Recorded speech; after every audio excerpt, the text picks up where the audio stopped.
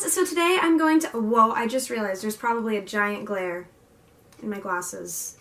So, guys, so today I'm going to be doing my December wrap-up. I realize it's pretty kind of late. It's like a week late. I don't know. But I wanted to do my top 10 favorite books of 2016 first, and then so I did it first.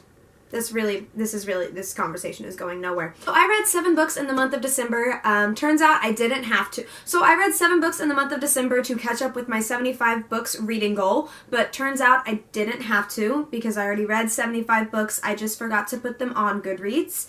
So that's cool. So the first book I read in December was actually one of my favorite books of the year, and that was The Fate of the Tearling by Erica Johansson. This is the 3rd book in the Queen of the Tearling trilogy, and it was just absolutely incredible. It was such a beautiful way to wrap up the series, and it was odd because I feel like first books are usually like the most fast-paced books to get you going in the series, but in my opinion, this was the fastest-paced book of the series.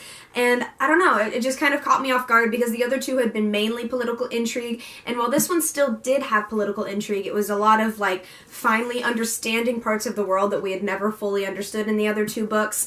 And I loved the way that it concluded, and it was just unique and gorgeous and not necessarily satisfying because my heart hurts, but still absolutely incredible. The next book I finally got around to reading that I said I was going to read in May was Eleanor Park by Rainbow Rowell, and I had heard so many mixed opinions on this book. A lot of them were that it was like very stereotypical, it didn't really go anywhere, and it was very fictional, which was funny because like it's a fictional book. I don't know what you expected, but I did really enjoy it though. It's not like my favorite book of all time by any means, but I don't know, I did still really enjoy the characters. I enjoyed how they interact. I enjoyed the diversity in them and just the storyline and the plot line, how it all mixed together. Like the fact that it's a contemporary and I was entertained was just an accomplishment in itself. The next book I read was Let It Snow, and that was by John Green, Maureen Johnson, and Lauren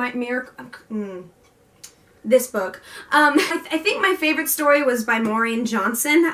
They were very predictable, almost to a comedic point, but I still really, I liked it, and it put me in the Christmassy mood, even though it doesn't snow where I live. It was 20 degrees yesterday, and that was an experience. It was really exciting. I got to wear 2 sweaters. Not just one. Big news, people. And this was just 3 different holiday love stories, so I'm surprised that I enjoyed it as much as I did, honestly, because it was 3 love stories, and I'm not the biggest romantic fiction human. I like the humor, though. There was a lot of sarcasm, and I really relate to that. Next book I actually read in ebook form because I was running late to go somewhere one day, and I always have a book with me. Absolutely 100% of the time, and so I read The Princess Saves Herself in this one by Amanda Lovelace, which is just a group of poems. It's just a poem book. It did have some things that I didn't quite agree with just on a religious standpoint, but overall I did enjoy a lot of the storylines, and then the back of it says the story of a princess turned damsel turned queen,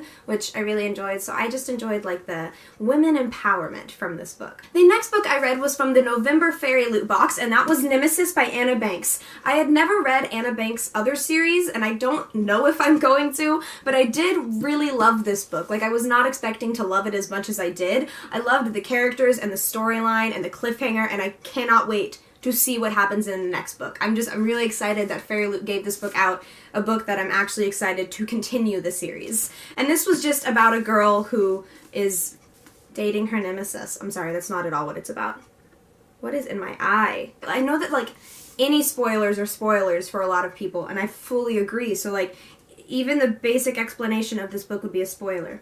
This book is set in a fantasy world with alliances and kingdoms, but they're not necessarily peaceful alliances, and everything is based off of this metal called spectorium, and that can only be found one way from one kingdom, and so when the supply cuts off of that kingdom for a certain reason, then the other kingdom, which is like the main setting of this story, has trouble protecting themselves and keeping their people happy and safe and healthy, and so one of the people from the other kingdom runs away and is like, hey, I'm sorry this is happening, and that's all I can say.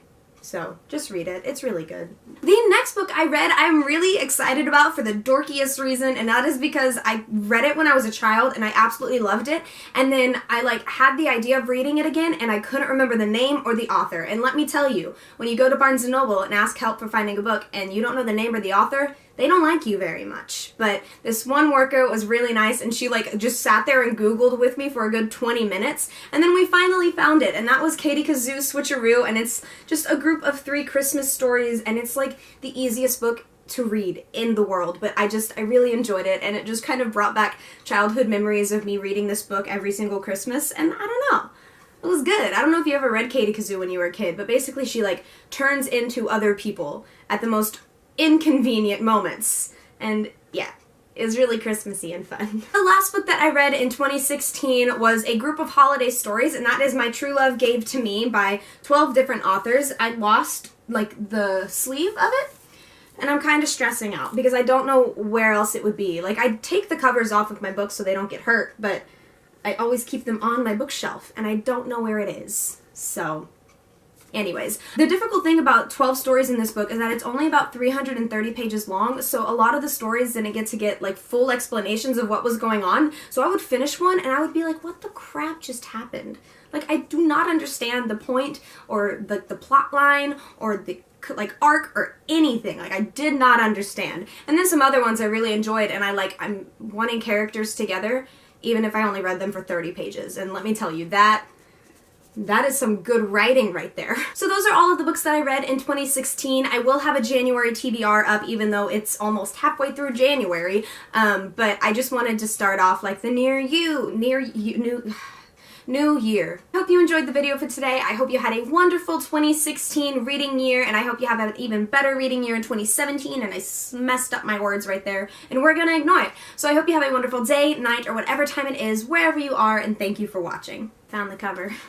Good riddance to 2016, and welcome in 2017. It was actually a really good reading year, which I'm very... Okay. Why do I do that every time?